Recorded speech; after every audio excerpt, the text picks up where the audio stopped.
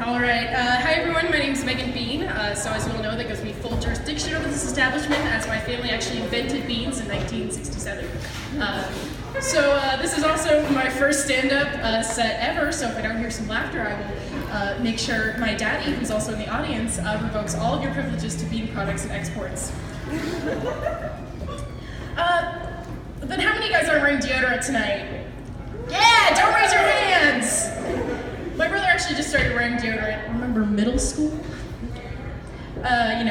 Joining clubs, hanging out with friends, meeting friends inside clubs that give you fun nicknames like Flick the Bean. That's a topical joke. Some of you may not get that one.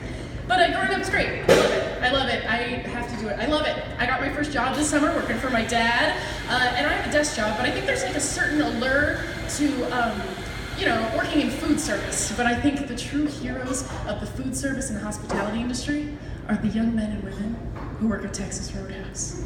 You know what, I just think there's a couple questions on the application that are just different than other restaurants. Like, only at Texas Roadhouse is can listen to country music for hours on end a desirable and marketable skill. It seems to be harder to find these entry-level jobs that, young adults used to have. It seems like every employer is reading the same headlines that say, millennials are turning the water gay. Like, what? Oh, but actually, speaking of homosexuality, Chick-fil-A hires early. Why is it that every time I'm at Chick-fil-A, there's a questionably homophobic 13-year-old in a polo and a chicken visor taking my order? I don't know, kid. Can ya? And what does a 13-year-old do with all that money from a job? Like, how many fidget spinners does a 13-year-old have? Like, let's be real. But I'll give you, Chick-fil-A is a very special place. The only place, in fact, I have ever seen anyone pray over their goddamn fast food. I have such a deep-seated love for Texans. I didn't write a transition for that one, I just thought I'd throw that out there. One of my favorite little Texasisms, besides their large catalog of line dances that everybody just inherently knows, is their deep-seated love for the great state of Texas. They put that on their shirts, on their jewelry, on their pickup trucks, yard decorations, so much so that this state, this geopolitical border, has become a widely recognized symbol, right? We all see the shape of Texas, and that's Texas. But the other day I saw a cutting board in the shape of Texas.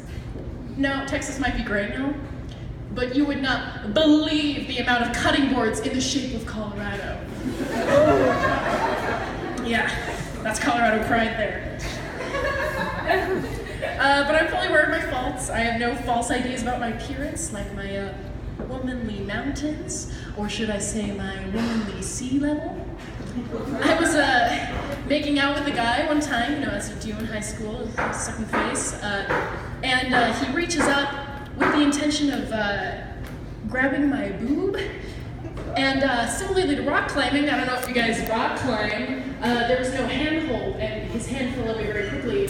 And I will never forget the look on his face. And actually, he's here right now, so he can show you that face right there.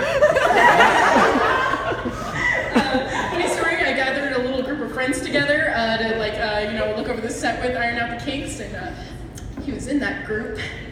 I'll never forget that face either. I was feeling pretty drained after work yesterday, and so I sat down for some Netflix. And everyone knows that depressing feeling in between Netflix shows, where you're just going through your Netflix recommended, watching 10 minutes of each show, but the hole that Riverdale left in your heart will never be filled by another show. So I ended up watching Titanic, which, I don't know, call me crazy. I'd never seen it before, never seen Titanic until literally last night. I wrote this joke this morning, I really watched Titanic last night. And I had assumed from, everything that people told me about Titanic that this movie was going to be about, this budding romance, this forbidden love between this wealthy young lady and a really sexy, attractive young Leonardo DiCaprio. What I was not expecting was to witness the death of 1,500 people, but that's probably not what anybody who was on the Titanic was expecting either. So, anyway, my name's Megan. Thank you for listening. I hope